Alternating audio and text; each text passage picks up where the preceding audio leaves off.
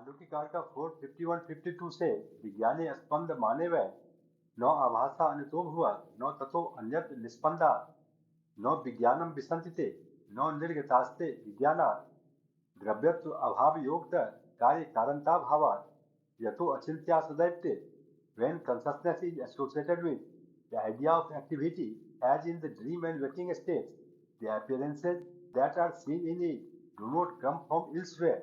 When consciousness is inactive as in deep sleep, appearances do not go elsewhere from the inactive consciousness.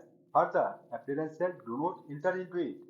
The appearances do not emerge from consciousness because they are not of the nature of a substance. These are always beyond our comprehension on account of their not being a subject to the relation of cause and effect. The nature of consciousness is like that of a firebrand. When consciousness is said to be active, as in waking and dream states, the forms of birth etc. that are cognized in those states do not come from elsewhere outside consciousness, for such forms are not seen to exist elsewhere outside one's own consciousness.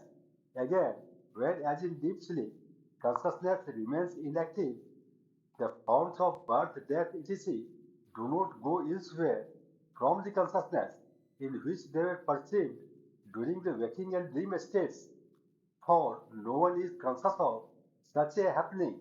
No one ever knows the existence of anything outside one's own consciousness. Further, when consciousness remains inactive, as in deep sleep, the forms etc. perceived in the waking and dream states do not seem to merge in consciousness, for consciousness, which is non-dual and beyond the ideas of time, space, etc., cannot be the cause of multiple objects existing in time and space.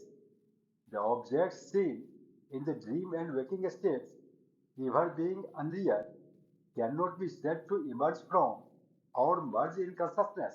Verse 453 says, Dravyam dravyas hetu syat, अन्यद अन्यस्य चैभिः द्रव्यत्वम अन्य भावो वा धर्मानाम न उपपद्यते. Substance may be the cause of another substance. That which is not substance may be the cause of another which is not substance. But the jiva or beings cannot be possibly anything like substance or other than substance. A substance may be cause of another substance, and that which is other than substance may be the cause of something else which is also other than substance. But a thing itself cannot be the cause of itself. The self, that is the jiva or beings, can be called neither a substance nor other than substance. Hence, jiva or the self cannot be the cause or effect of anything. Verse 454 says, एवं न चित्तजा धर्मा चित्तम वापि न धर्मजम एवं हेतु फला जाति प्रविशन्ति मनीषिणः. Thus, external appearances or objects are not the product of consciousness, nor is the consciousness produced by them. Hence, men of discrimination hold the principle of absolute non-evolution or negation of causality. The popular belief that the thoughts of pot in the potter's mind is the cause of pot, and that the external pot gives rise to the idea of pot in the mind is entirely erroneous, because the idea of causality has been proved illusory. External objects are not produced by the consciousness, nor is the consciousness product of external objects.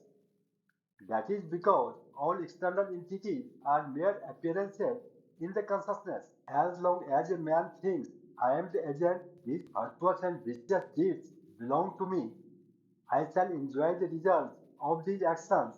In other words, as long as a man falsely attributes causality to the self and devotes his mind to it, cause and effect must operate for him. This is to say, the man must without intermission be subject to birth and death, which are the result of his attachment to the belief in causality. But when attachment to causality due to ignorance is destroyed by the knowledge of non-duality, then on account of the wearing of illusion of causality, cause and effect ceases to exist. Verse 456 says, यावत् हेतु फलावेश संसारः तावत् आयतः क्षीणे हेतु फलावेशे Sansaram no prapadite. As long as there is faith in causality, the endless chain of birth and death will be there.